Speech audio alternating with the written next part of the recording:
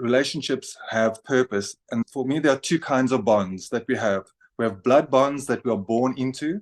So those are family members, parents, and specifically our children. Those blood bonds are incredible mirrors to show us the patterns. And although they manifest very differently in each member of the family and in our children, the underlying energetic state, how we feel about ourselves, how connected, how secure, all of these, our state of awareness, these things are an energetic state that we hand over like a relay race from generation to generation. But our intimate bonds that form with our lovers are very different. And what they do is that bond that forms through the sharing of information. So that is, listening, looking, touching, feeling, making love, all of the energetic exchange that happens within an intimate relationship forms a bond that really affects us at the deepest layer, the core layer of our being. And it triggers all of our needs, all of our self-defense mechanisms, and all of our control dramas. So the purpose of these relationships is really to understand the blockages, to get to see the blockages, and then bring you into that place where you are empowered to change them. So certainly in my life, I can track my progress from one relationship to the next. And for the first half of my life, I was confused. I'd already been on this journey from the age of 7 and 8, a very conscious journey where I believed in mind over matter, and I was looking for my destructive patterns, and I was trying to obliterate fear in my being. I never wanted to feel fear like I did beside the train tracks in my life, or my life prior to that. So the first part of my life was trying to get rid of fear. So once I started to get to that place where I was in balance, I felt empowered. But then I would choose people, I would have relationships with people who were alcoholics and drug addicts and manic depressives. And, so I was pulling these people into my lives.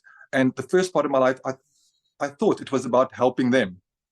But of course, that is not the truth. I was trying to heal things within myself. And so that was the first part of my life. So each relationship showed me very specific parts of the pattern within myself. So the need to help others, the need to be seen, the need to be validated, those things were obvious. But it took me many relationships and finally feeling trapped in a relationship with a partner that had actually, the other relationships, I'd saved them.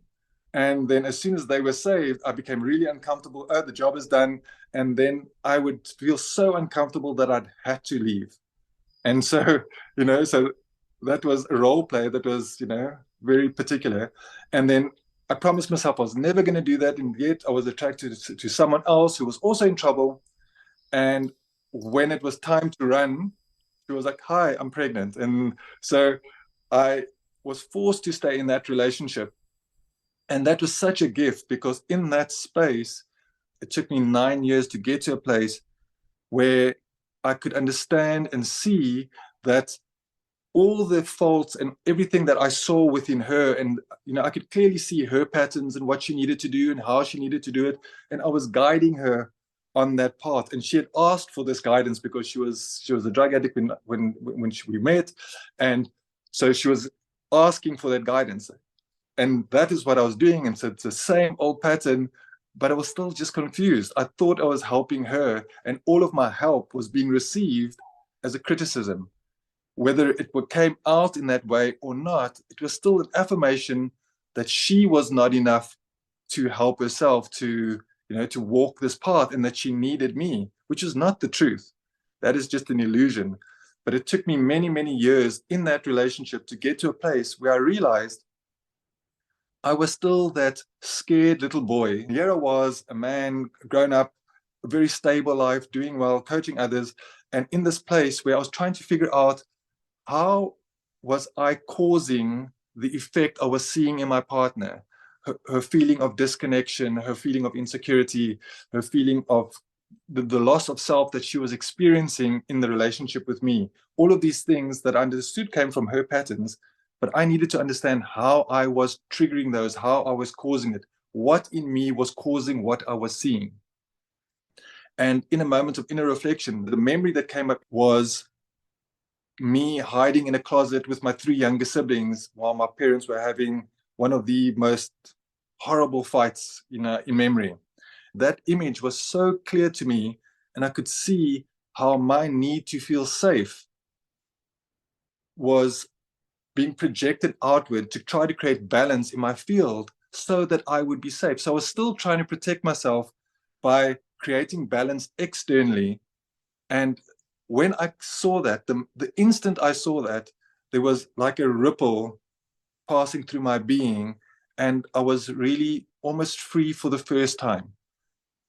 All of that pain, all of the suffering that I was holding and carrying for those years, although I thought I dissolved so much of it, but in that moment that I could see the truth of what my field was doing, what my story was, what was at the core of my story, I was free. And so that was 14 years ago. And since then, I've had very little suffering in my life. Of course, I have pain, that's inevitable, but I have had almost no suffering in my life. Of course, suffering is a thought, so it's not real.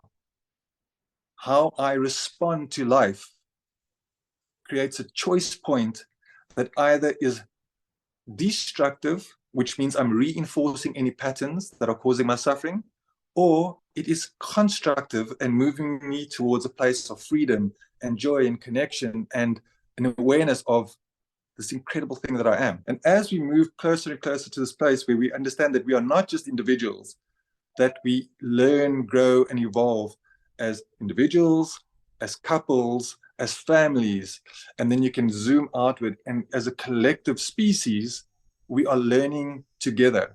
So everything that is happening on our planet in terms of human creation is a reflection of our way of being, our way of thinking, our state of mind.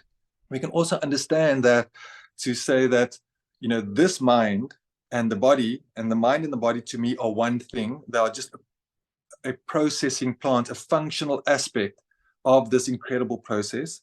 So if mind and body are the processing aspect of energy, then the mind and body are like the leaf on the tree.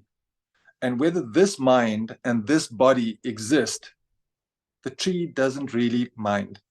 So we are the eternal tree. On the individual level, I am the eternal tree. I'm the eternal soul of infinite potential. And Vincent, this identity in this body, has a purpose and a function. And it is to convert all that preceded me. So everything that preceded me in my bloodline, I hold the energetic field, the energetic patterns within it. And that is not the surface level identity, if I'm male or female, if I'm an Aquarian or a Scorpio or a Buddhist or a Hindu or a Jew or a Christian. None of those characteristics actually matter. The only thing that matters is how I affect you in this moment, or how life affects me in this moment. So the effect is really important. And so when I connect, or in effect of any other person, those two fields of information are really like a lock and key mechanism. So every person that you connect with, your children, your siblings, every person that you have a bond with, and by default, all of humanity, is like a lock and. So the two fields of information are trying to find this lock and key resolution to evolve consciousness, to resolve suffering.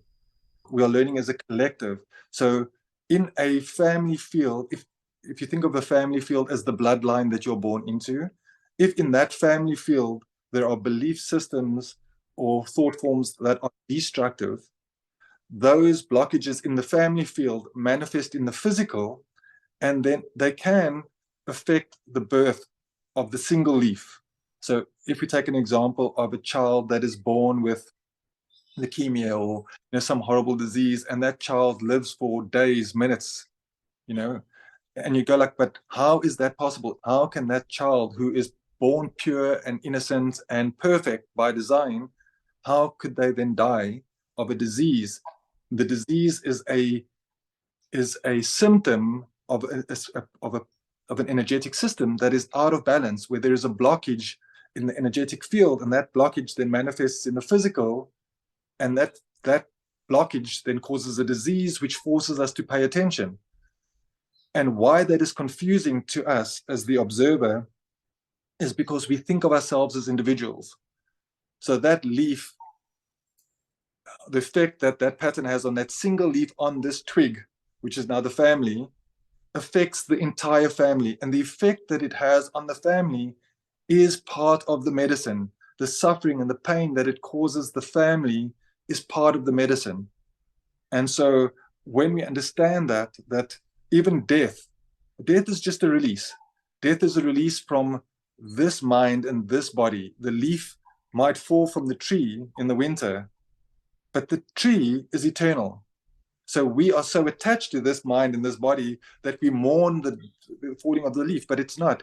It is just the release of this eternal soul that you are, this incredibly beautiful thing, back to its natural state until it re-expresses as another leaf in the spring and continues its journey that is feeding the tree. So what we need in that whole picture is a deeper understanding of what we are, as we said earlier, what we are, and that there's a purpose to everything, a purpose to our relationships with our family members, our children, our lovers. There's purpose to actually having children, but it's a deeper purpose, not the conventional beliefs that we hold, traditional beliefs. We are an organism. Humanity, if humanity is one branch on the tree of consciousness, then that field of human consciousness is evolving as one organism. So if we take that tree and understand tree as consciousness itself, then we appear like leaves on that tree, and we are converting the energy, the sunlight, into chemical energy to feed the tree, to feed consciousness itself. And so as we go through this process and we are converting life from a place of disconnection and suffering, and we are returning to a more natural, balanced, harmonious state, that journey from disconnection to connection is the process that evolves the tree or grows the tree. But then we can also take that analogy a little further to our personal lives, because of course it's reflected at every level of creation. There's almost like this live feedback mechanism, and every moment that you are choosing, consciously choosing and living, there is this mechanism. We are converting one state of energy to another state of energy, and consciousness, or human consciousness specifically, is evolving through that. Some people have far worse stories than I do, but it is those struggles that, as I said, as we move through those struggles and we do not succumb to it and become a victim to our circumstances, to our ancestral patterns, our life, that we start to rise above those. We all have this purpose, and purpose is to move towards this place of connection, towards this place of love, this unconditional love.